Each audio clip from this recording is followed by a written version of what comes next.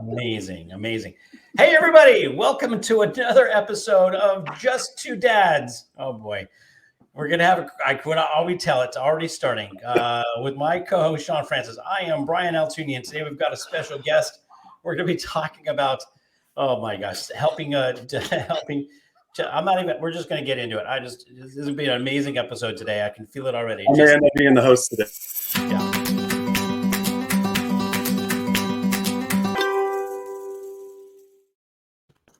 All right. Hey, everybody. Welcome back. I'm Brian Altoonian. We're laughing because we always, like, at the very last minute before we launch live, there's technical issues, and we're frozen, and so we're breaking out in call, which is strange. Anyways, welcome to another episode of Just Two Dads. Again, I'm Brian Altoonian. I want to welcome everybody who's joining us on Facebook Live. And if you're not catching us live, but you're catching us on our YouTube channel, we are Just Two Dads. We hope that you participate, engage, leave us comments, subscribe, share with your friends. We are here to expand the world of those folks servicing the special needs community and the great warriors and the great servants of the special needs community. Today's no exception. Everybody who's listening to us on podcast outlets, welcome. We hope that you will engage with us as well. And for our friends and family down in the U.S. Virgin Islands on WSTX radio, is it starting already? WSTX AM radio, welcome. And for those catching us on our Roku channel on Empower Media Communications, welcome. And we hope that you enjoy the content. It has already been that kind of day. Really, it's been that kind of a Wednesday. Very excited about the conversation that we're going to be having today with Corey Fox. Corey was referred to us by a friend. And again, if you have people that you think that we should be talking to, please let us know. Put it in the comments or send us an email at wearejusttwodads@gmail.com. And we'd love to be talking to folks that you think are doing some extraordinary work with folks in the special needs community. So we're going to get into it today with Corey Fox. But before we do, I'm going to toss it over to Shawn Francis. Say hello, Shawn. I know the answer to this question, but I ask it every week. How are you feeling today? You look good today. How are you feeling today? I'm all right.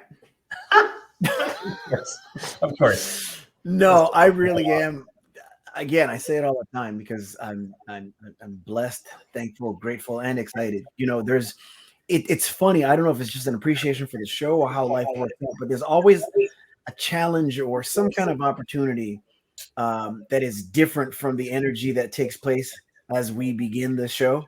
And all of a sudden, whatever was taking place before really seems like it's not that big a deal. And so I just have so much to be thankful for, and just I love the opportunity that we have, and thankful for everybody that takes the time to tune in. So let's jump right into it and welcome Mr. Corey Fox. Corey, welcome. Hey, thanks for having me. Glad to have you here. Yeah. We, you probably, most heroes don't consider themselves heroes. They just figure, I do what I do. I do what anybody else would do. I'm just doing my job. Something very minimizing, because heroes can be best described as people that usually put others first and focus on other people as a result.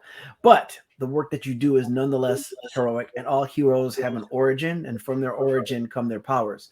So tell us a little bit about yourself, your path, your journey, your childhood, where you're from, and your introduction to the special needs community and the work that you do. That sounds like a lot of it, but I'll a lot. keep it short. All the work is on you. We're just going to sit back here and there you go. Go for it. Well, it's a pleasure to be here, first of all, and to know two guys who are championing progress in the special needs industry. I really feel a connection there that we're all working towards something even better than whatever we have right now. So, living in the present, being grateful, as you said, Shawn, but also, looking forward to what more can we do? How can we spread the word? How can we enlighten people? How can we support them, make them, grow their consciousness and whatever way they're ready and able to do. So I've been fortunate enough to be part of a special needs family since I was born.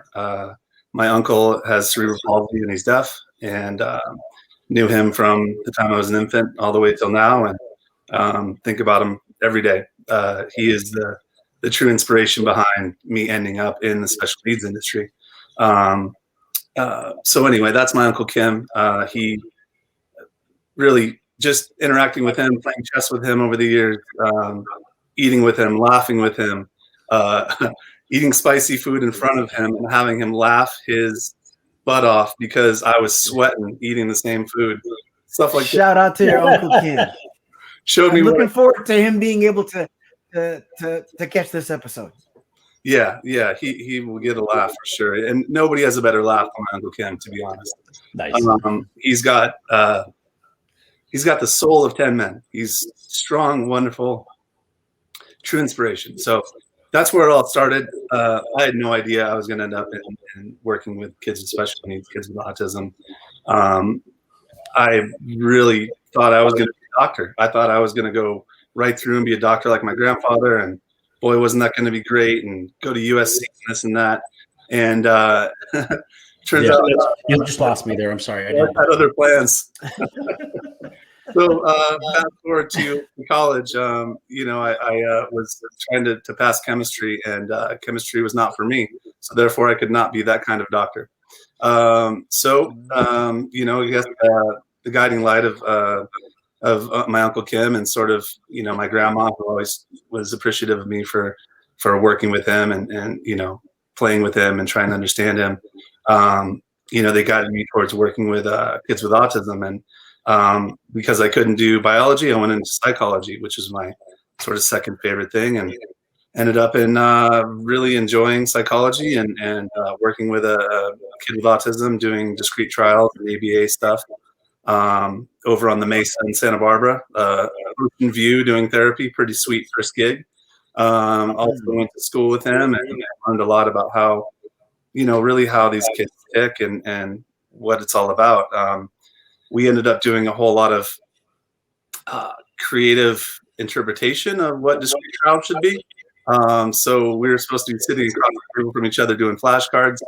And instead, I decided he was much better doing that at the park or on the trampoline. If we had to do this work, we would be doing it in a different, more pleasant setting. So wow, that's something else. Yeah. Two things, just for those of the viewers who are joining and not from the Los Angeles area. Brian is a graduate of UCLA and a proud Bruin, which is the crosstown rival of USC, the University of Southern California. So that's why Corey, quote unquote, lost him. That was the first thing. The second thing is, let me ask you this. You're talking about being creative and thinking outside the box in terms of therapy. I know that when my son Elijah, who's now 15, was diagnosed with autism at 3, and he began ABA and everything, one of the things that I really appreciated, and still do to this day with his teachers as well, were people that were so flexible and thought outside the box. So they're like, well, okay, if that doesn't work today, let's try this, let's try that. And I don't know if it's always been that way. So tell us a little bit about the creativity or the freedom that you had to do that, and how long ago was that? Because I know from the experience of people, even including Brian, who experienced diagnosis and IEPs and things of that sort years back. The further back you go, the less flexibility there is and room for interpretation. So tell us about that. This is true. So that's exactly true of my journey as well. First learning how to do behavior therapy with this kid. It was very rigid. It was pretty much the opposite of what I thought, teaching and learning would be like. It was very rigid and very regimented, cookie cutter. It had to be done this way. So many trials before you get mastery. And I could just see in this kid's eyes that he knew this stuff and it was just boring to him and he didn't want to do it anymore. And that's the reason in a lot of cases why he wasn't getting to level of mastery, generalization, or whatever. But if I took this kid out and we're playing and having fun, and I just happened to ask him on this flashcard or what this object was, he almost always would be able to nail it. He was engaged and he was in the flow, right. And he really, that woke him up. That made him feel in his body, and that really allowed his cognition to kick in and show what he knew. So, this would be 26 years ago when I was in Santa Barbara. Okay. I never ended up at USC. UCSB, and that's where I met this kid Jared, and he really changed my life and changed my path. It's interesting because I think that every child would benefit from having an experiential learning, setting, as opposed to just sitting in a classroom with that rote learning, right? I can't nod big enough. Yes. Right. Yes. I think about that all the time. And I remember when I was younger, I used to tutor kids, and I was tutoring this high school student who was failing Spanish, and I would go to his house, and I remember him being would not engage. By the way, he was a neurotypical child. He was a neurotypical student.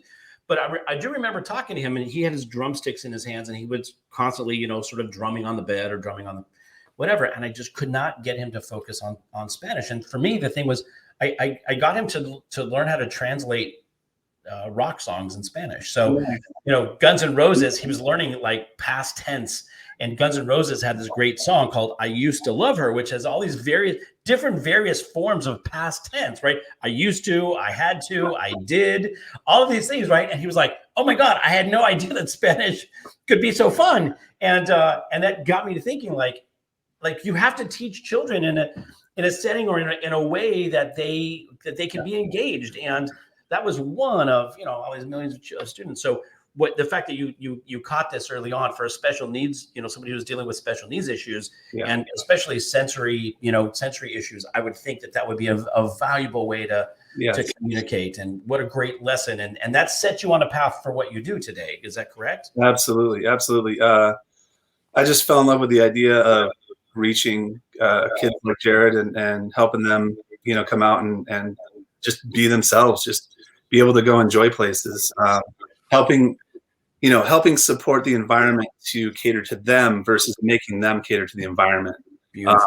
I really started to realize what a cookie cutter model education, especially that version of ABA is really just trying to make the kid conform to a certain expectation. But as you mentioned, the individualization is really where the magic happens. And your relationship with that kid and my relationship with Jared and with any person we work with is really the foundation and paramount to making it all work. So you can understand what makes them tick. Maybe that kid needs to drum and do things in terms of rock and roll. That's perfect. And he probably learned past tense and present tense better than I have it. It's interesting because that lends itself to everything. We talk about, we worked in communication and sales and things like that, and they speak about speaking to other people's languages. For instance, there's a book called, the 5 Love Languages, which I think people are familiar with. One person's language, maybe, acts of affection, acts of kindness. I don't remember all the languages in detail, but if what moves you is subject A, and I'm talking to you about with subject B as that, underlying thing, then what I'm talking about doesn't resonate. And so that there's so much to be said for teaching children, generally speaking, neurotypical or otherwise, but then just even in our communication with each other, with people, I think there's something to be said for just learning a person's language, and more importantly than knowing your own too.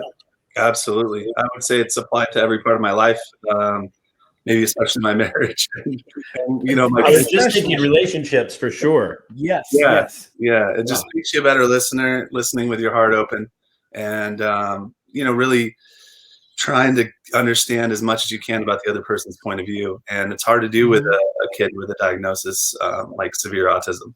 But it's so possible. We have so many tools. We have observational tools. We have anecdotal tools. There's other ways we can measure too, but really so much of what we've looked at through traditional models, without throwing any particular model under the bus, is that we've looked at the tip of the iceberg, really, only the observable behaviors. And there's so much going on underneath. Just every part of who we are is really the biggest, is the under part of the iceberg, the unseen part underneath the water. Right. And keeping with your in the chronology of your journey and everything. So that was your first job out of college, right? In college still. Yeah. I saw that ad on the psychology job board, and I needed a job in the business. And so I worked with him, and then I ended up doing some sub work for Santa Barbara City Schools, and finally graduated with a bachelor's in psychology and a minor in speech and hearing sciences. So I learned a lot about processing and about development in speech and hearing, and a lot about typical and atypical development in psychology. And that was a great combo going into my next job, which was actually I moved down to LA to be with my then girlfriend and now wife, and she was going to CSUN, so we moved down to Northridge. And let's see, so I got first I worked in restaurants for a little bit, like a lazy college grad. Decided that wasn't a good idea, so she helped me find a job working with kids with autism in a preschool at a non-public school. And that ended up being a phenomenal experience, mostly because of the kids I worked with, and some of the staff I worked with really taught me so much, really taught me more than anybody. And then I also started working with a developmental pediatrician named Ricky Robinson, who's out of La Cañada, and she both inspired me, kind of took me under her wing, and also made a lot of referrals to help sort of build the beginning of my business back when after I finished the preschool gig. Kind of saw things differently in that institution, and so moved on to. Can you explain that, Corey? Like, what were you seeing in that institution? Because it's kind of, it seems like it parallels others that you've seen. It does. There's a lot of coming back to this notion of I was learning from other people how not to do things in a way. So to that point, I guess I could say that working in that non-public school, I saw some ways that kids were treated that should not happen, and I vowed I would never do that. I never was going to do it in the first place, but I was like, we really need to fix this kind of stuff, this kind of disrespectful sort of talking down to kids and treating them like they're animals, Pavlovian kind of stuff. That it was just evident that there was not the recognition from some of the staff towards the kids as humans. They were just sort of an issue. They were a problem. They were whatever, put a label on it, it's not human. Yeah. And then I also learned how not to treat people business-wise, because they were charging an awful lot of money for my services, both as a teacher and as a private therapist, but they were paying me less than a third of what they were charging, and then they would grovel when I would ask for a raise. And they gave me, I think the one raise they gave me was $1. The second raise they gave me was $0.25. And so I said, you know what? That's just not the way to treat people. People that are making you money, people that are doing a great job. I said, if I ever go out on my own, then that's not how I'm going to do it. So again, learning how not to do things was a part of the experience there. And then luckily around that time, I started moonlighting, working for Pasadena Child Development Associates, which is now Professional Child Development Associates or something like that. Diane Cullinane. She and her staff really introduced me to the DIR floor time model, and it was like, oh, this is what I've been trying to do this whole time. I've been trying to follow the kids' lead, use the relationship, be developmental, and really understand, what's going on from the inside. And they gave me a lot of information, a lot of support on that. Met some great people there, Sheree Sharon, who's still in the business, and some other amazing OTs and other people that just taught me just so much more than any schooling or any other experience I'd had to that point. Around that same time, I was starting to grow a little bit of practice, just a couple of cases through Ricky Robinson, and that sort of increased to the point where I didn't need to work with anybody else anymore. I was just working, doing some shadowing, working in a couple of schools, doing some after-school work, working, 40, 50, 60 hours a week, doing different therapies with different kids all around Pasadena and the Valley. And, that's kind of just the beginning of growing what was then Dynamic Autism Therapies was my first business, and then now turned into Developmental Dynamo. Wow. So tell us, if you will, about, well, twofold, obviously for anybody to get up and begin any business, because we touch on various topics here, but one of the ones that always comes up, especially because we found purpose in the work that we do, and taking a challenge and offering a solution in terms of, in our case, it's financial services and education for the special needs community, even though we serve the community at large. We often talk about people that are faced with a challenge, with a diagnosis of some kind, and maybe turning that into a business so that they're taking care of both their pocket and their spirit. So tell us, if you will, especially for those that are listening that might have an idea as to, they may want to do that themselves and begin a business as a speech therapist, whatever the case may be, but they don't know where to start. You obviously didn't either, but you obviously had to start someplace. So tell us about what it was like launching that business, maybe as much as you want to share in terms of the finances, the time and the energy, and how that morphed into where you are right now. Well, I'll just sum it up this way. It was the scariest and bestest thing I ever did. As any business owner would agree. I would recommend highly, if you can do it, if you can make a difference while being, your own boss. I mean, it's just kind of what I need to do. I mean, we didn't get into my nervous system and my sensory profile, but I have a tendency towards hyperactivity. You could say I have ADHD. At times I look like I have ADHD. At times I look like, just a regular calm human being. But basically that really worked for me because it wasn't just hard working for other people because of their sort of opinions and stuff. It was really about how they ran their business. And I was just like, this is not the way to treat people. And so for me it was a natural sort of push to go off on my own and to work, independently. And then I thought maybe I would just do that and I'd go, get a doctorate and, be doing diagnosis and reports and stuff. But I found that the hands-on working in person, getting down on the floor with a preschooler in the sandbox and showing other people how to do it was really where the magic happened for me and for the kids. So once I had more work than I could handle, I started to hire people just to do a couple of, 2-3 hour jobs per day. And I'd get paid from the parents, and then I'd take a little cut and give the rest in cash to the people that work for me. Eventually that grew to the point where I needed to employ them, for, just for different reasons. So then it turned into a small business. I think we just had 3 or 4 people working for us for a couple of years. And that really changed and took off when I met a family who had a kid in LUSD who had IEP with LUSD, and they wanted to have my services in their preschool. Well, in order to do that, a company has to be a non-public agency. And so they really wanted me to do that so I could support their kids. My agency and my staff could support their kid. And so together we walked through that with LUSD, and my agency became a non-public agency.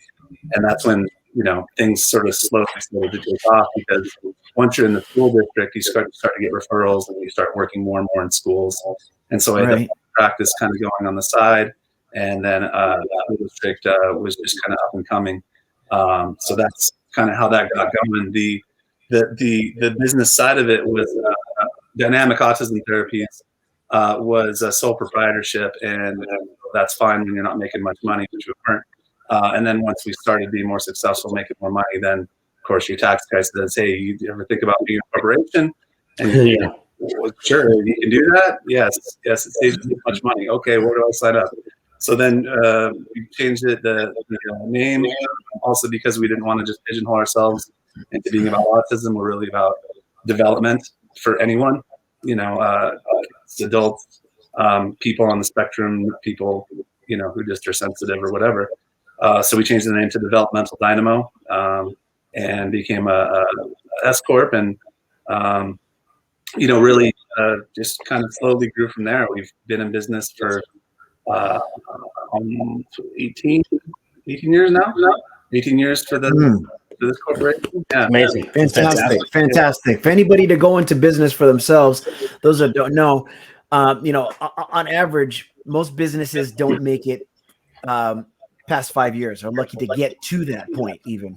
Let me ask you this, because you were talking about certain behaviors of your own not being diagnosed. I, as a kid, was someone that was always physically present in a classroom. I couldn't tell you where I was mentally, but I tell you where I wasn't. Not in the classroom. Just always bored and not there. And so, especially through doing the show, I've reflected back and thought of, the way I process things and behaviors and things like that. You mentioned being broad and not limited to autism and having, adults as well. Let's say you had whether it's an employee or a corporate executive and someone that just has handled the way they process or receive or information or communicate differently. If they wanted to come to you to kind of get a handle on their own behaviors and maybe improve their skills or something like that, is that something that's done? Has that been done? And is that something that you can or would do? I'm up to do anything that I feel like I can, be supportive with. I like my thing I like to say is I'll talk to anyone about anything and see if I can add value and support, whatever they're going through. So I have mentored a couple of people just sort of informally. I've never had, well, let's see. I haven't had a client who was specifically not diagnosed. Most of the people that come to me have some form of diagnosis. But I've worked with typical teens and adults on sort of helping understand their own profile, and then helping their families understand their profile so that they can actually have the freedom and the understanding within that relationship to really meet their needs. So, for instance, I worked with a 16-year-old who, this was way before COVID or anything. He didn't leave his house for, I think, 6 months or a year. And he was very, very verbal, very bright kid, but just had so much anxiety that he couldn't get himself to go out. So we just did step by step, just like, hey, can we walk around the apartment complex? Hey, can we walk around the block? Hey, can we walk down to grab an ice cream? Hey, can we walk and maybe eat some lunch and then come back? So we just sort of built things up for him, and he's probably the most quote unquote typically developing kid or adult I've ever worked with. But yeah, he moved along and then moved back east and got a job and became very independent and very outgoing, taking public transit, all that stuff. So yeah, I think the tools that I've been given that by my experience with my uncle, by the modeling from my grandma, by the professionals that I've just had the absolute pleasure and just gift of working with, all these tools apply to everyone. Maybe at different levels. Maybe someone doesn't need as big a sensory diet as another person. Maybe somebody needs more of the approach to their anxiety, just so they're thinking. So we're working either top down, head to heart, or bottom up, heart to head in a way. And you might even just say body up to head, because the whole body integrates and has a whole lot to do with how we feel and how we process things. Being a businessman, you're talking, I'm thinking, like, oh my God, we should have Developmental Dynamo like all over the country, frankly, all over the world, because everybody needs some support in this area, right? Adults as well. We all do. Right? I mean, I think keep thinking like, I know when you go to a large event where there's, was a huge crowd. Yes.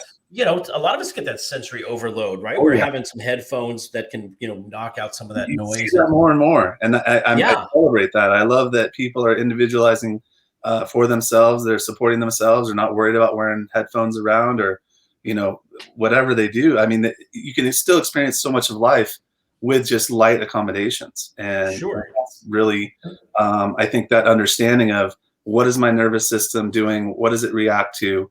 What is it like? How do we balance this when we go into an environment like you're talking about? And I feel the same way.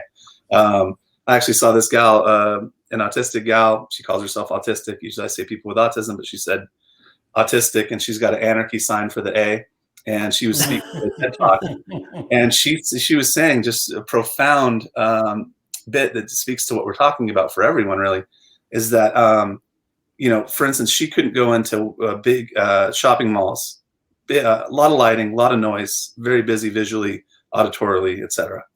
She says the traditional model is that I have a problem with shopping malls, and right. She's like, no, that's not it. This shopping mall is not a good match for my nervous system. And if this shopping mall could exist quieter, less lit, whatever, she wouldn't have a problem with shopping malls. It's the sensory experience of that shopping mall, not the shopping mall itself, that is causing the disruption for her. So then we think about, okay, then she can go to a smaller shopping mall, or she can go at the end of the day. I mean, she's really talking about meeting up and individualizing the experience for people, not saying that, you know, you're autistic, you got to push through this. This is, you know, this is going to make you normal or whatever. It's more about considering, okay, this is a bad match for this kid's nervous system or this person's nervous system. It goes back to what you said earlier, which is, and I think of, there's a couple of people that come to mind that have said the same thing. It goes back to what you said earlier in terms of, you know, and I think we're in the middle of an somewhat of an adaptation that's taking place, because the thought has always been, you need to conform to the way that the world operates. Right. Well, if the world does not operate as an example of perfection, that alone tells you that I don't know if that's the case. Right. And we always say that the challenge that any parent has is trying to strike a balance between teaching your children to fish versus giving them fish. And so you don't want to tell people like, what we're going to do is change the entire world to accommodate just you. But by the same token, there's so much for us to learn about people and their sensitivities and how they operate. Not to mention there's more of them / us. And there's also the theory of you know, new evolution, so to speak, because what does it take really to have a theater where the sound is not as loud and accommodations can be made? That's not necessarily telling someone that they're going to be catered to or coddled. And there's always something to learn in that regard. Absolutely. That's a great example of the environment meeting the people, you know, meeting the consumer. I think the times when I've been in a restaurant and for some reason, because the ambiance was off or maybe off-putting, I actually didn't even enjoy the meal experience because there was, and I'm neurotypical, right? So I think that everybody has some sort of sensitivity to that. We all do. Absolutely. Right? I remember going into restaurants with my mom and she was like, no, I can't sit at this table. I need to sit at that table, right? We used to joke about it, but the reality is, from a sensory perspective, for my mom, that was a place where she felt good and comfortable to enjoy her meal. And, you know, some people, so I think that what you're seeing, first of all, that's what I'm telling you. It's funny. Sean Hall put in our comments, you franchise that bad boy. Cause I'm thinking like what an amazing opportunity to create a pathway of study to create developmental and, you know, broad developmental experiences that can then be translated to businesses and social settings and open environments where all of this is taken into consideration. It's really an amazing opportunity, because what you've done is you've learned from, you know, what makes our children who do struggle with certain sensory issues, or if they're on the autism spectrum, or, you know, whatever their experience is, and give them an opportunity to have some success in their environment. It's not that they have to conform to the environment. We have to have them be in an environment that actually enables them to be successful. Right. And I think that is so brilliant, Corey. And if everybody who's listening to this or watching this, like, mark this down, right? This is not that we're the ones that are the catalysts, because Corey, you've done an amazing job. Oh no, and honestly, again, this is all downloads from my mentors and the people I've worked with, and you know, I have the gift of remembering very useful information. I forget the rest. I don't remember people's names most of the time, but I absolutely remember stuff that works.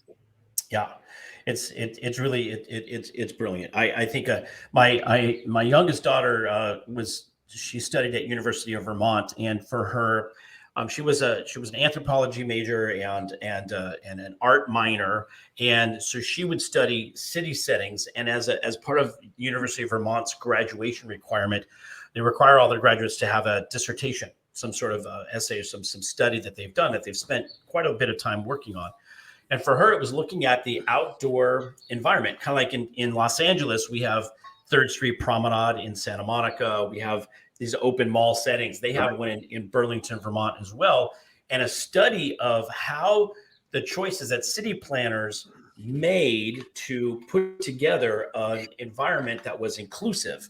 And not inclusive for folks that had special needs issues, just inclusive for the residents of that particular town. And honestly, most city planners put it together with the idea of, how do you promote commerce, or how do you promote, you know, a particular thing, but they don't take the full circle into consideration.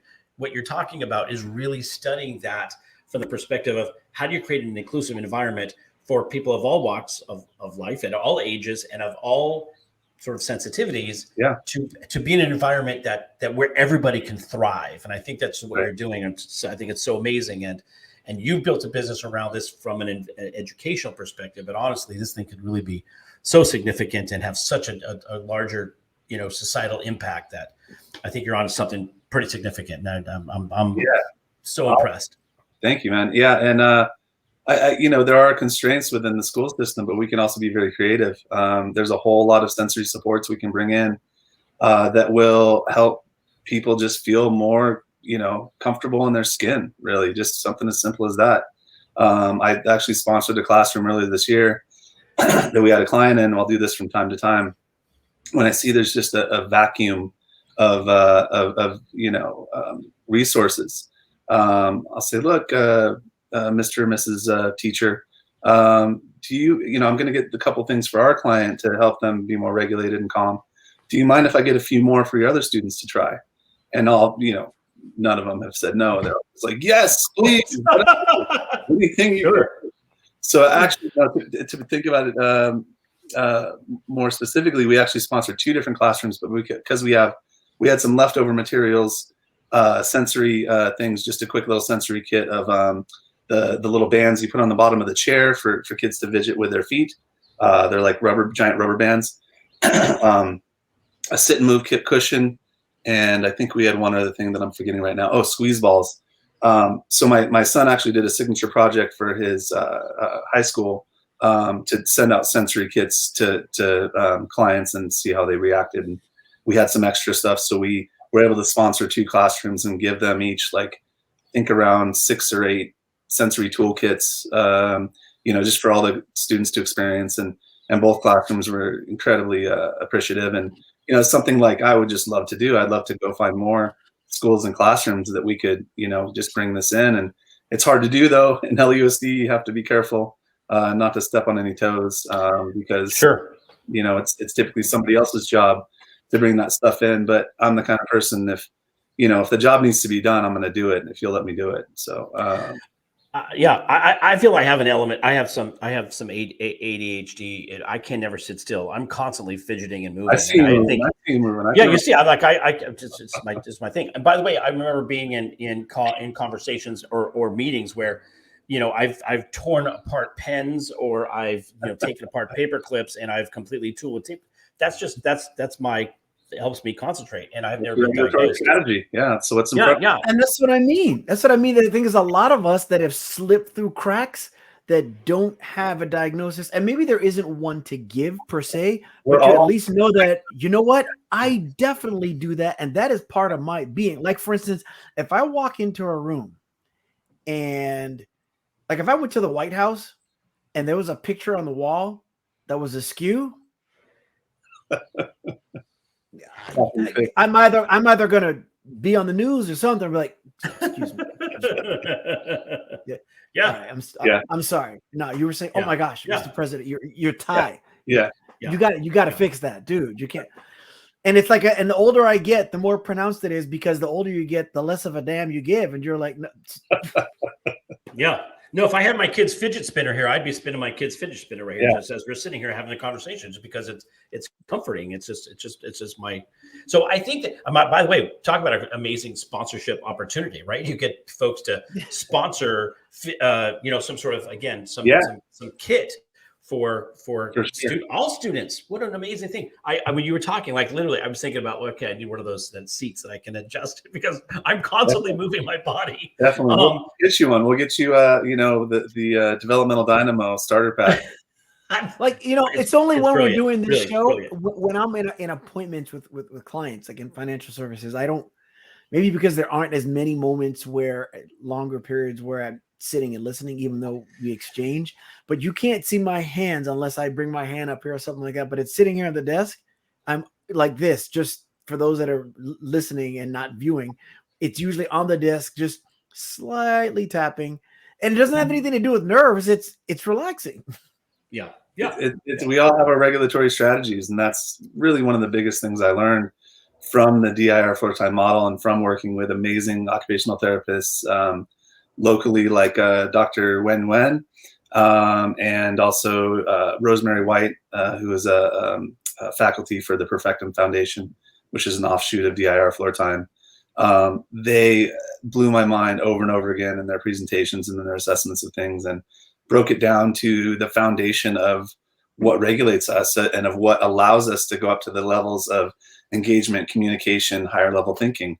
It's all there in the sensory system. It's all in our underreactivity or overreactivity, or in some cases normalcy to reactivity to things. And yeah, I totally agree. I'm sitting in a beanbag chair right now because it envelops me better and it feels better. And most of the time I'm giving myself some proprioceptive input like this, give myself a little bit of grounding. So once you can understand those pieces, especially for the very confusing behaviors we see as the tip of the iceberg, once you understand what's causing that really in the nervous system, then you can both understand how to help and just have a lot more empathy, because you're not just blaming it on the autism or whatever. You're actually just knowing, oh, okay, there's a disconnect here that we can make a connection. And now that we make the connection, I can really see who this person is and even see who I am, because so much of the time parents are stuck either in the past or the future, and it's hard to be present when you got all these behaviors going on in front of you. You're beating yourself up about in the past, or you're worried about the future a lot of times. And that's where I think we could help a lot more folks too, is really just once you really understand what's happening with that person in the present, then you can actually really help yourself and help them with past, present, and future. It's funny you said that. We had a gentleman on our show, which is probably now almost a year ago, Constantine Anthony, who was a city councilman for the city of Burbank here in California. And his son was diagnosed with on the autism spectrum, and he had not been diagnosed. And so I think through that process of having his son be diagnosed, he tested himself, and he was diagnosed as an adult to be on the autism spectrum disorder. He'll say that he can't schedules don't make any, he doesn't he needs an assistant to tell him where to be, when to be, when his next thing is, because scheduling has not been a thing. And he'd always just thought, well, I'm just not good at scheduling and I just can't manage my time. Right. And the problem is that our institutions are like, well, you don't know how to manage your time, so we're going to label you, we're going to put you over here. When the reality is people need support in that area. And he realized that as an adult, and he was on the spectrum as well. By the way, he's brilliant, and he's an amazing advocate for folks with special needs in the city of Burbank. And our hope is that obviously it goes beyond that. But again, to your point, sometimes understanding when a person has an issue or is trying to just exist, or really just to thrive in an environment, that sometimes we learn more about ourselves in helping them go through that. So again, the work that you do, Corey, is really, it's so amazing. That point, it's really helped me understand myself a lot better, and know when I seek out things that are calming to me, why I do certain things, why I love to be outside. The green of nature is a natural serotonin stimulator, so there's regulates your serotonin right there. That's why I love to be outside all the time. Doing my legs crossed or whatever things I do, that's proprioception. That's giving me deep pressure to be able to sit and be calm. If my leg weren't pressed against something right now and I wasn't kind of in a comfortable spot, I'd be fidgeting like crazy right now. My leg would be moving. If I had to sit in a meeting, I'm actually so happy that IEP meetings are now on Zoom, because I can, meet my sensory needs without having to fidget under the table, or isn't that interesting? Stand up in the corner and stretch and all that stuff. Yeah. So to your point, we all have individual differences, and we all have the opportunity to understand and support them. It's brilliant. And I think that the other thing is what you're talking about, and hopefully what we do here on this podcast is to help to remove the stigma that some people, get stuck in with, seeking help and understanding that, to your point, that we all have certain needs that need to be met. And some are just, a little more severe or intense than others, but everybody has some sort of special needs. That's why we always joke about the term special needs, because it's like, we all have some need for something, what's comfortable. People can't go to a party and be in the middle of all the action. They have to kind of sit back, or they sit in a corner, or they have to watch drink. TV. Yeah, they have to drink. Some people have, can't just sit on a couch comfortably watching TV. They have to be in a different environment. That's being in. But I think that folks who are in tune with their physical and their emotional and mental and psychological, the constructs there, that they have a better understanding of how to serve that. Some people don't. They just so other people say, well, you're just irritable and you just need to learn how to be less irritable. Like, no, that person needs something that needs to be resolved. That's right. Yep. Mm-hmm. There's always I think that what a lot of this does, what we're talking about here, is because we have an upcoming episode and some of the stuff we're going to be on that relates to really what is, for me, redefining the word diversity. So at this point in time in the history of the world and in this country, especially as a Black man, as an African American, then you hear diversity, and the first thing you think about is race and people of color. But when you think about it, it again is just that, not even a microcosm, it's just another cog in the wheel of humanity, which is that we always like to say we've got so much more in common than we do otherwise. Nobody wakes up going, you know what? I really want to just wonder where my next meal is coming from. I want my children to have doubts about their future. Nobody wants that. Everybody wants the same thing. So, if we pay attention to the things that we have in common, that goes, along the line in terms of diversity. You're talking about just this stretch of humanity. So accepting the things, for instance, we're in the middle of, when this airs and the day that we're recording, we're in the middle of Black History Month. I receive the acknowledgement of that existence in such a different way. In that meaning, like, to accept that is to accept all, because we're accepting the things that about us that are different, while we accept the things that we have in common, as well as the things that are unique. So when we talk about, communities, for instance, the way that you have people build buildings with access in terms of stairs and things like that now for those that are disabled as far as mobility. But have we thought about all these other pieces? And it's okay to grow and evolve. Right. Yeah. Well, definitely, I would say, I second that and say it's absolutely critical that we grow and evolve, both because the capacity is there, the knowledge is there. It's been around for a long time, and it's just being uncovered again. The hands-on learning and catering the curriculum to the student. Those are all things that have been explored in the past, and we're just kind of now rediscovering how important they are, especially with all the lack of interaction, the lack of hands-on that kids have had over the last couple of years. I'm just talking to preschool teachers today, and they're like, these kids are missing out on so much. They have not had the experiences that they normally would have. And so we're really needing to, even for this young generation that's been through the COVID crisis, they need more of this, understanding and support and a way to access those experiences that they may have missed out on, so that they can really grow to their best capacity, whatever that is. Yeah. Amazing.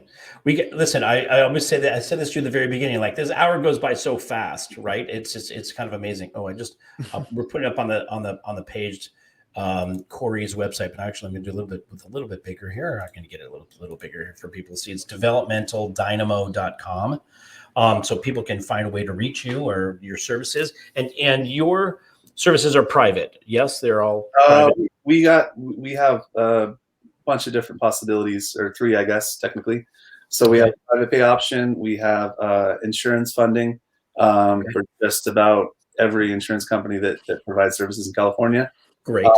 And we have school district funding, and sort of as a half source of funding, we do have one agreement with Lantern Regional Center for Parent vendorized reimbursement. So basically the parent becomes the vendor and they get reimbursed. We've dabbled with the regional center. I think we talked about this a bit before, but we've always been open to working with the regional center. It's just a matter of, when the case comes along where it's critical to access that funding and for them to be willing to work with us, the regional center. And for right now, the services are limited to California, Southern California, correct?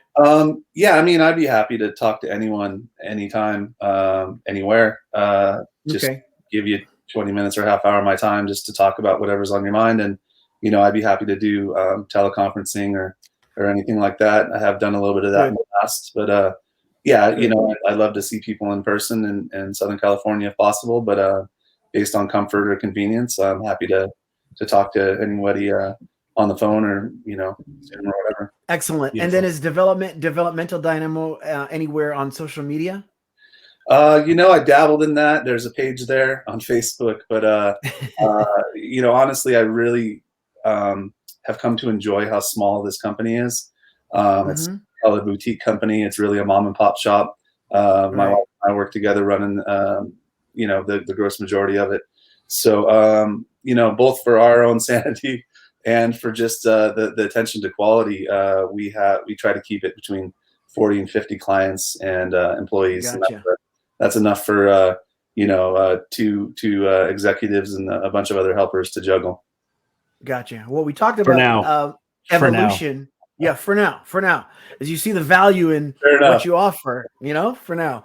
But we talked about the ability to evolve and evolution a little while ago, and as I'm sure Brian was about to, get into, we are at the 50-minute mark. As we mentioned, this time goes by very fast. It goes fast. So, in keeping with evolution, one's ability to evolve, we always ask this question of our guests at this point in the show.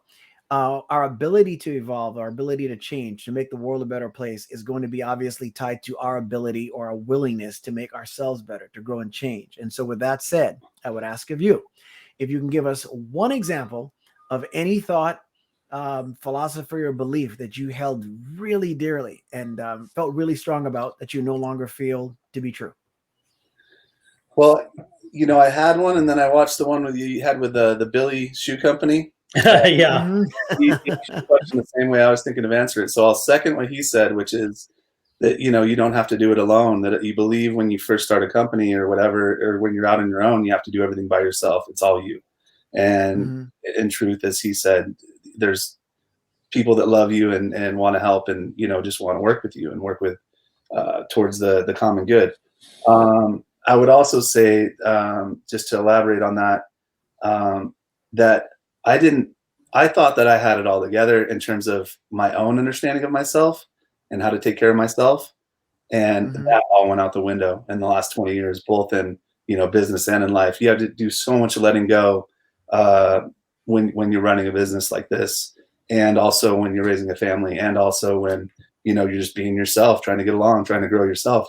So, that illusion that I was fully developed was probably the biggest change and for me. And then knowing and getting the opportunity to work more, to go back to work, to do more sense for myself, to do yoga 2 or 3 times a week, to build up my strength and my concentration, to really build not just my knowledge, but my connections, my experience. So I see development as an adult as a lifelong process also. Whereas before I thought, all right, you're 25 now. This is right. And so you have a wife and how many kids? 2 kids, 2 teenagers. We had kids kind of young. They're 17 and 16, both driving. It's it's almost as scary as when they're toddlers. A blessing and a curse, for sure. That's fantastic. So I want to thank you to her and thank you to them. And what I want to encourage our viewers to do and our listeners, our audience, as I'm going to do each week when that question comes about from now, is ask yourself that question and ask it continuously. One belief that you held dear or thought to be true that you no longer do. Because I ask myself that all the time. I did that with a men's group that I belong to, was running the call, and that happened to be the topic for the day. The call lasted about 20 minutes, and it began with them going, I don't know. That's kind of, and as we went on, they were like, that has something to it. There was evolution that took place right there. And so it's a question that the growing doesn't stop. So continue to ask yourselves that question all the time. Yeah, it's a very deep question. It's good. It is. My former belief is I hated that question. Now I have changed. And now there's an example. That's the truth, though. He's not being funny. He's telling you the truth. I used to roll my eyes when that question came along. But now I embrace it. And it's just well, you become more reflective yourself. So now you can accept And it's a challenge that I took on. I was like, okay, well, I'm gonna figure if it bothers me so much. Why are you uncomfortable with it? Yeah. Look, I'm fidgeting now. Clearly, it still bothers me. Parents, when we're working with and that alone is rare because Brian was like, it bothers me. Why is that? Questions are more powerful than statements. There's so much we can learn from each other. That's why I appreciate him. Yeah, you're sweet. Thanks. So as we wrap up the show, because we're getting close to the end here, I'll make my wrap up quickly. First of all, Corey, I'm so glad that we were introduced and that we got a chance to talk, and that you and I were going to talk a little bit more too about our other stuff as well. But so glad that we had a chance to talk to you. And really the wheels are turning on this whole idea of how do you build this. I know you like the small group, but the small team, but I've thought about the franchising too. Yeah. I hear that and I love that. It's we interviewed Dina Kimmel, who has We Rock the Spectrum gyms, right? Those locations where people can go, and she just opened another one. I think her 100th here in the US. That's awesome! Thank goodness those are back. Yesterday. Yeah. So great. So I can see this as the same thing. There's people that need you. 100%. Adults, and some of them don't even know it. I'm here to serve. That's why I'm on the earth. Happy to help. Love what you're doing, and as I say every week, this if we look at the world, from the perspective of being empathetic, empathy and love is key. Be empathetic to the situation. You don't know what people are going through. Just have a little empathy, especially now as we've gone through the pandemic. People are still having adjustments to the real world in a post-pandemic world or mid-pandemic world, and so be empathetic to what you're seeing out there. And if you look at the world through the lens of love, the world is just a much better place. So I always say, thank you again to Corey. Thank you, Shawn, for this. Thank you to our audience for listening and participating today. I'm grateful to be here, and empathy and love always. So, Shawn, as I throw it to you to close us out, my friend. Well, Corey, thank you so much for being here with us today. We're looking forward to doing some great work with you going forward. Like Brian said, the wheels are already turning. We have some things coming up that we know we want you to be a part of. I want to thank all our listeners, whether you're listening to us live or catching us on various platforms, wherever you find your podcasts. And I, as always, want to thank the women in my life. That means my amazing mom, Jan, and my wife, Laura, without whom I could not even begin to aspire to be who I hope to be. If you're watching, listening, wherever you might be, thank you so much, and we love you. Bye, everybody.